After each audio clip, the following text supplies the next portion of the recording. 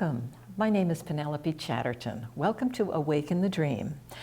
My friends, as you know, Joel Goldsmith, the mystic, is my mentor. He is the man that I've dedicated my mission to. And Consciousness, of course, is What I Am, is the name of the book I want to talk about today. And I have had this recommended to me, but I didn't realize how powerful it would be for helping those of us on the path that get some hints about how we're doing. Because Joel mentions some experiences that he has had as a mystic, which is kind of wonderful. It helps us to define our journey, our trip. Are we doing okay? Because we work so hard. Now, I'm in East Hampton, and I love coming and working with Tim Riley. He is very sensitive to me, and the studio's set right, and I'm very grateful because I like privacy. And that has so much to do with the Infinite Way movement, which was founded by Joel Goldsmith. Privacy is we don't toot our horns, we don't tell everyone we know the answer to mysticism, to life, to how it's supposed to work. We don't tell people they're not doing it right.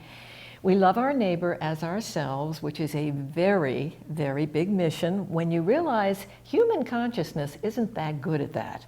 And I think that was key for me. When we think we know we need to, but if we can't, we're hard on ourselves. It's like, that's not part of loving your neighbor, is to judge them.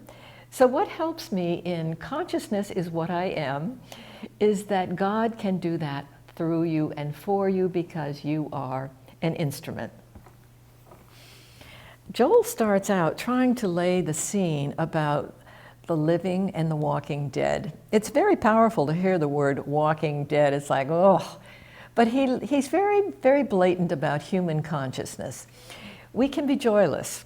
We can come into this lifetime with cumulative information that isn't the truth.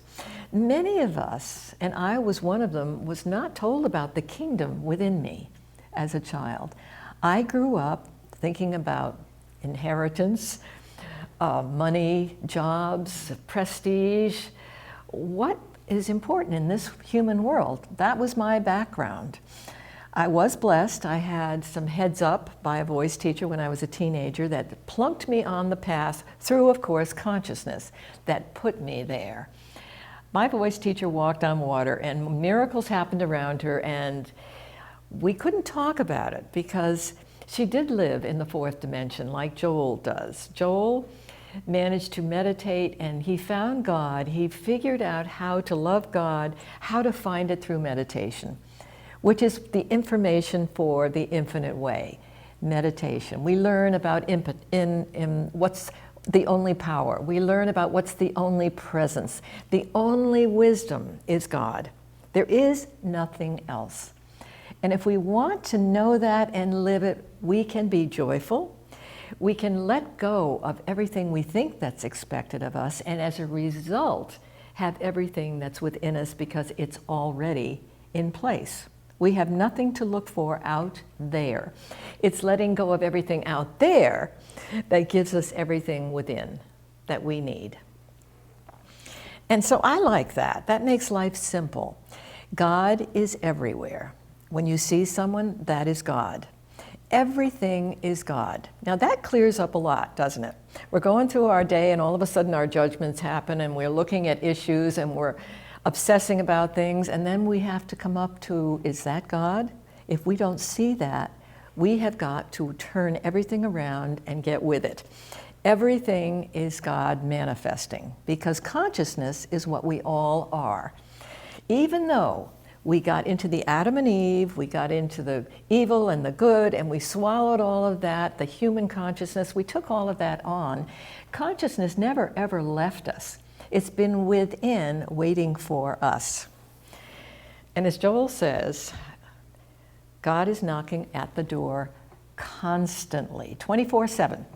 He's present, he's waiting to work with us as instruments, transparencies for love, and for peace, and for joy. And so as a result of being a transparency, we are receivers. We learn how to listen, and to the degree that we listen, we have the kingdom. So, you know, simplicity we all need. It's so confusing to be here. Simplicity just means simply God is everywhere. Consciousness is what I am. Despite the cumulative energy I brought in that, works the energy of the human plane. I mean, our primal source wants us back. We were given that. It draws us back. So it's not going to leave us alone. And we do our homework. Joel says, work the word. The word itself will not give you salvation, but take the word into your soul. Let it digest. Let it become you. Practice, pray without ceasing. So that sounds simple enough. And it is. Pray without ceasing. Once we have a glimpse of eternity, once we have some illumination, we're plunked on the path, and our job, because it can be a slow, evolving journey, our job is to not only pray without ceasing, but meditate, stop all day long. Minutes, grab minutes. Remember, I am looking at God. God is everything that I am, and everything I see is whole, complete, perfect. God doesn't see sin. He doesn't see disease. He doesn't tell you the right food and the wrong food, because consciousness is actually in charge of how you feel about things. And it's your feelings. When you communicate with God, you know it. Your feelings receive answers. All of a sudden you realize that you're at peace and something restful is happening because you and God are communing, because you have taken that quiet time. You have rested. You have shut your eyes, and in that darkness, eternity enters. You're on the path. So my friends, we have this journey. We have mystics. Krishna in India, Buddha, China, Jesus. We have mystics that have the same pattern that human beings have. They discovered the Christ within themselves, the love within themselves, the purity within themselves. They were not like the church in the old days that said Jesus was the only mystic and we must just worship him because he was the only one who could be a mystic. Well, that's not what mystics tell us. And a lot of the energy in Greece of metaphysics and mysticism got lost. We kind of lost a period there where we didn't get the information that we would have loved. And I really believe Joel came in as many metaphysicians and mystics to show us the way. All right, so we're on the path. We've had a glimpse. We are at work. We take on our daily assignments. We love our neighbor as ourselves, knowing if we can't, God can do it for us. And we can chuckle and say, okay, it's your turn. This is a tough one for me. But just knowing that you are connected, that you're communing and never alone, and that your consciousness is going to drown out this plane. It's inevitable. Consciousness is going to bury and dissolve the earth plane and all of the good and the evil and all the things that can go wrong, all the sin and the disease and the stuff that we have bought into. Consciousness is going to accomplish that. And we are being called on to have our own personal mission. Now here's what Joel says about that. You know, I don't know about you folks, but I've had so many missions it's hard to believe. I thought I was going to be a serious pianist, singer, toe dancer. And I've been teaching dance and voice for 40, 50 years, so I thought that was it. Well, I am older, and there are very interesting things that can happen to you because we're so creative that all of a sudden you find you've got a mission that you never, ever expected would happen. I did not choose this. Honestly, I know that. It chose me because as I read Joel Goldsmith's work and I got onto my own stepping stones, I began to feel more peace. I began to feel more alive, healthy. I just felt complete. And the appreciation that Joel gives us is be patient. Think of the cumulative energy you brought in. We don't know how many lifetimes we've had. We don't know how many we're going to have in the future, but all we can be blessed with is, yes, the struggle is there. We all hold on to something. We just do. We resist things. And we don't know why, maybe, but it's just part of the scene. We just have to keep surrendering. If you have a problem, surrender it. Ask consciousness to help you with it. Give it to consciousness. Talk about it within, commune. And you can feel a wonderful release, knowing you're on a path, and be open to anything that you enjoy doing that wakes you up to feeling inner peace. You may have the most mysterious mission given you. So I found mine, and I can't be stopped, because every time I show up and I do my studying and I listen to tapes, I feel better. Life makes more sense. I know I'm eternal. I know I never had a beginning. There'll never be an end. There is no death. That is comforting. And of course, it's so hard to lose people. There is no question that we do mourn. It's just one of the things in our human scene that we deal with. And that's a tough one. That probably is the hardest, because we're attached, we love folks, we feel safe with friends, we share love together. But our mystical friends, according to Joel, will be the ones that we may join up with again. And let me explain that. Because mystics have actually raised our consciousness and have done all this work for us. I will see Margaret Teeters again, I will see Joy Smith again, I will see Ira Wheatley again, and I'm going to meet Joel Goldsmith. I'm going to know, because of the work I'm doing, they are working with me. Children will be born as we keep moving along in consciousness, knowing all of this. They won't maybe come into what we were fed when we were kids. It's coming up. Children will be so blessed, they're going to know the truth. They're going to know the kingdom right from the get-go. And their lives will be blessed. They'll find their missions. They do come from God. Parents are transparencies for them, but they have an assignment and they have a mission. So my friends, the Garden of Eden is waiting for you. Consciousness is saying, here I am, I'm knocking at the door. Keep opening it. I will come rushing in. I will rush in to embrace you and give you the peace that you're looking for. And I will talk to you. I will speak to you. I will send hunches. And things that come to you. For a while there, I didn't quite understand that actually that was Spirit working with me. I take serious note now of everything that comes to me from out of nowhere. It's not out of nowhere. It's for me personally. So we all are individualized folks working on the path. Now, if we're all in a serious mission together, what is this second coming all about? I think I discussed this on the last program where, we're a wave of folks that are working on raising consciousness. Our job, though, is to individually see the Christ in everyone. See the God in front of you, everywhere. Even today, when you put the TV on, that's a little hard to do. It's a bit of a stretch. You got to do it. You got to see cries for help. You've got to see people who are lost and see them for who they really are, even if they don't know. You're the one who's trying to raise consciousness. You've got a job to do. We all have a mission to do, so you've got to do that. That's all you have to do.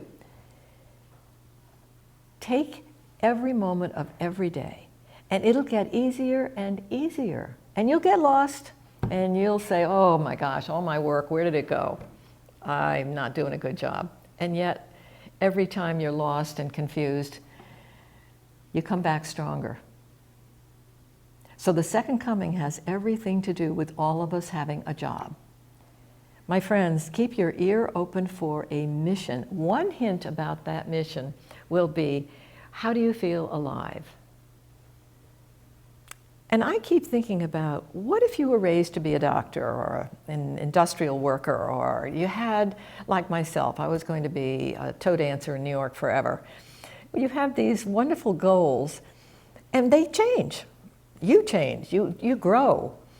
And you never thought, maybe, gee, I'm switching from this, and now I'm ready to do something that's even more me.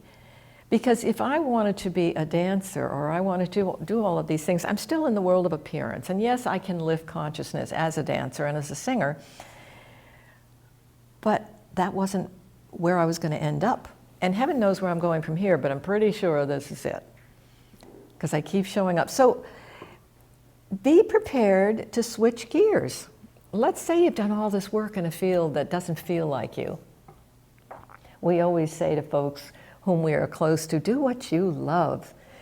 And you know, there are practical folks who say, don't you dare do what you love. You need that degree, you need those benefits, you need blah, blah, blah. I mean, that's the world of appearance. You never know if you step out on a limb and find something incredibly unique about you, what that can give you, where that can lead, what doors open up as you close other doors that aren't the real you. You are consciousness. Consciousness is where I am at all times. This whole planet, this whole, the soul that fills all space, the whole universe is going to wipe out good and evil because it's not real. And I can't say enough about that is not real. Good and evil are not real.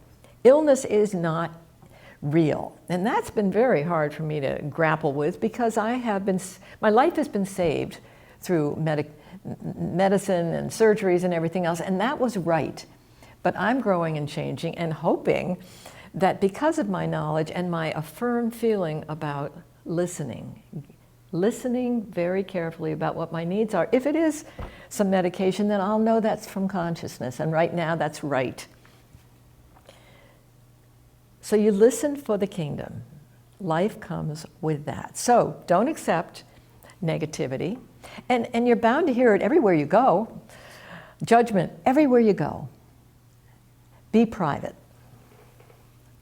And again, being private helps you to be within and not have to retaliate and fix anybody. In the last program, I said we're not looking for a stadium where they're going to cheer us like Big Papi. We want to do our work in consciousness, in privacy, and be inner. You close your eyes and you're there. And the universe is right there, rushing in.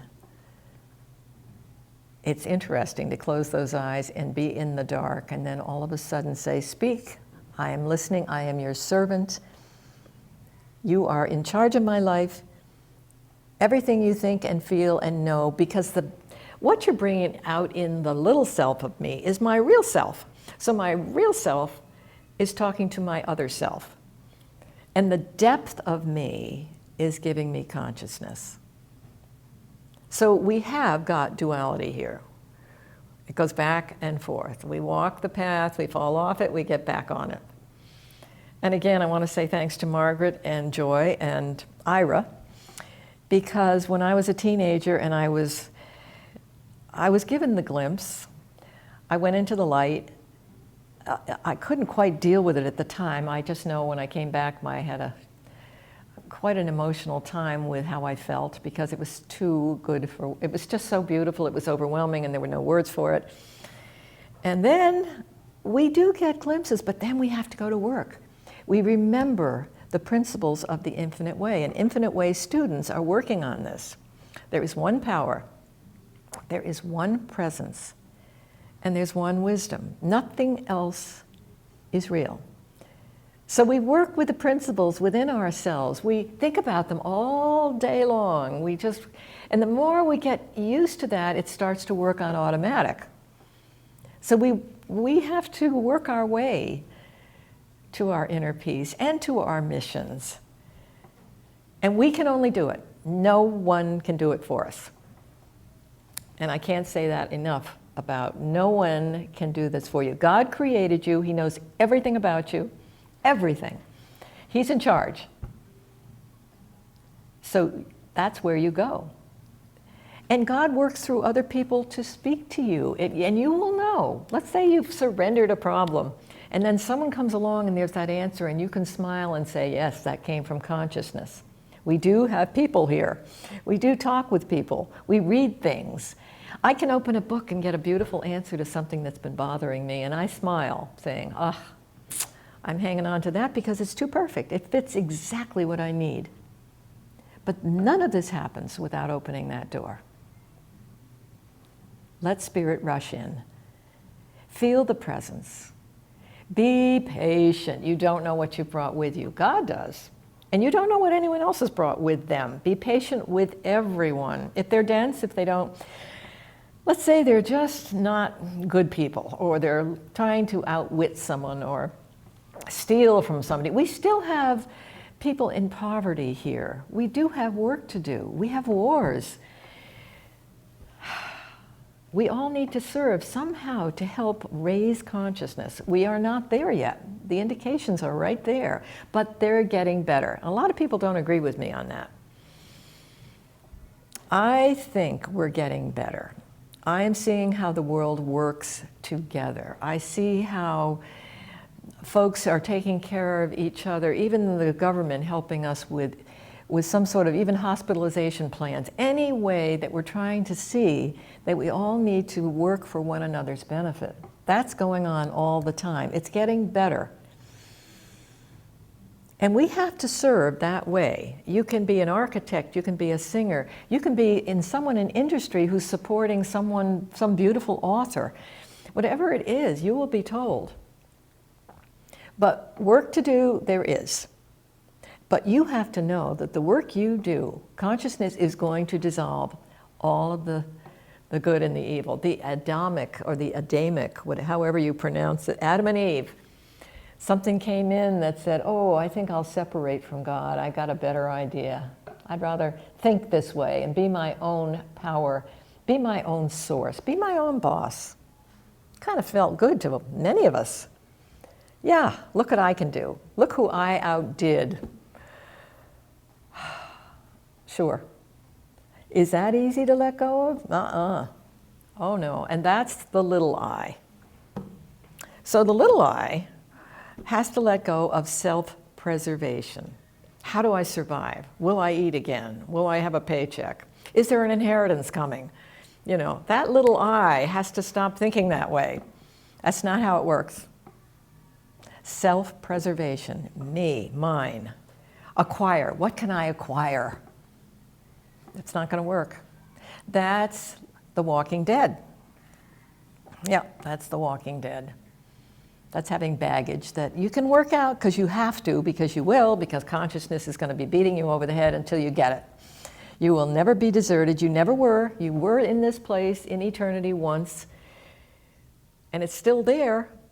So isn't that comforting to know, you know, your success is assured. All you have to do is your homework.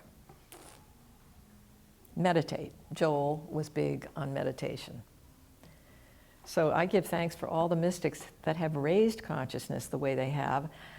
I mean, I don't know why the Greeks, we lost a lot of their metaphysical work and their mysticism, but I do know that Krishna and Buddha and Jesus, they were men with the same, and Joel says this, with our same pattern, the same pattern of our humanness. That's what they were men. And they, Mary Baker Eddy, a woman, she knew. She was a mystic. And mystics are telling us, we've got it. We're all mystics. And that, to me, is an enormous comfort that we can overcome this world with the work that we do and in our surrender. And mystics taught us that. I give thanks for those mystics. They taught us to let go of our egos, what we want to get. How can we give? Pouring out in gratitude, in our gifts, in our missions, is all there is to getting the soul life. For our souls to be so filled, we pour out. What we put out is what we get back of our love. To the degree that we realize that we keep tuning into our consciousness is to the degree that the kingdom is there, that the fruitage of the work that you do will come to you. And you shouldn't be surprised when wonderful things come to you because you've let go of acquiring or looking for self-preservation of some kind. You've decided to go for, what can I pour out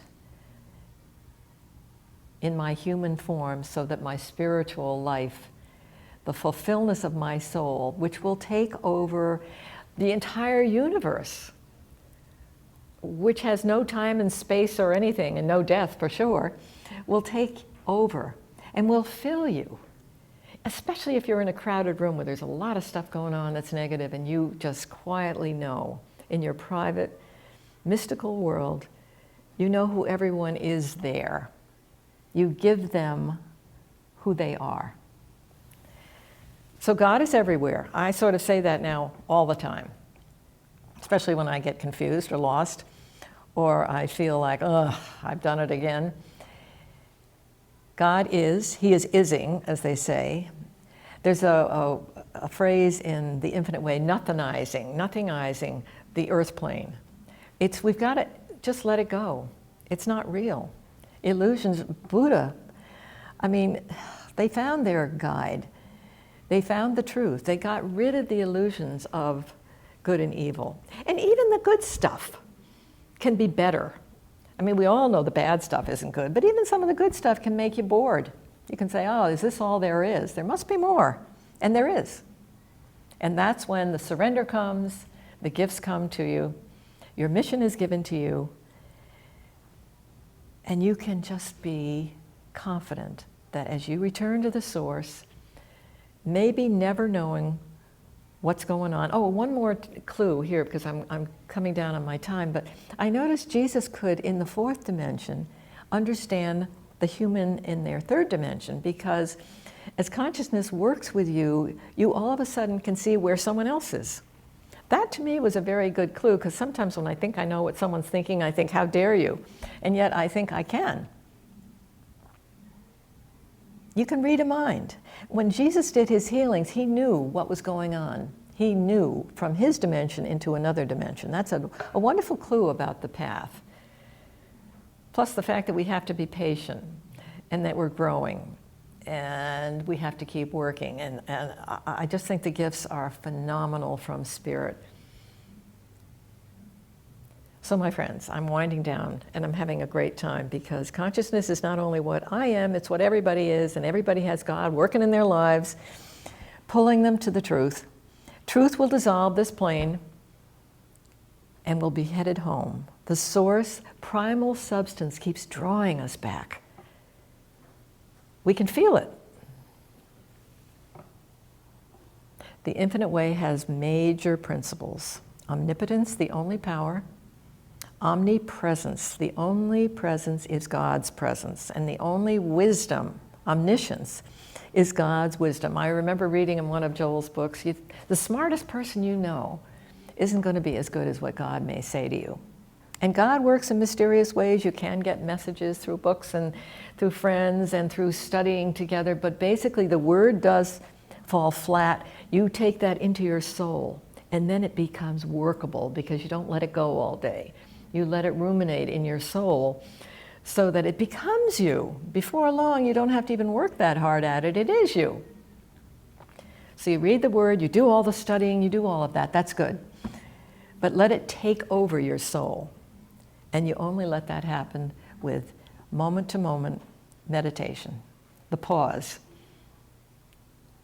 That's your assignment, and that's all you have to do. To the degree that you open your soul, moment to moment is to the degree you have everything you'll ever need, and it gets better and better. And my friends, in 1 minute I'm going to check out, but I would really appreciate you being with me today.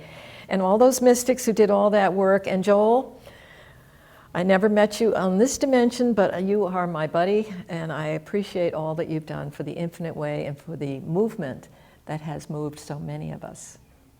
Thank you very much, my friends, for joining me on Awaken the Dream. Talk to you again soon.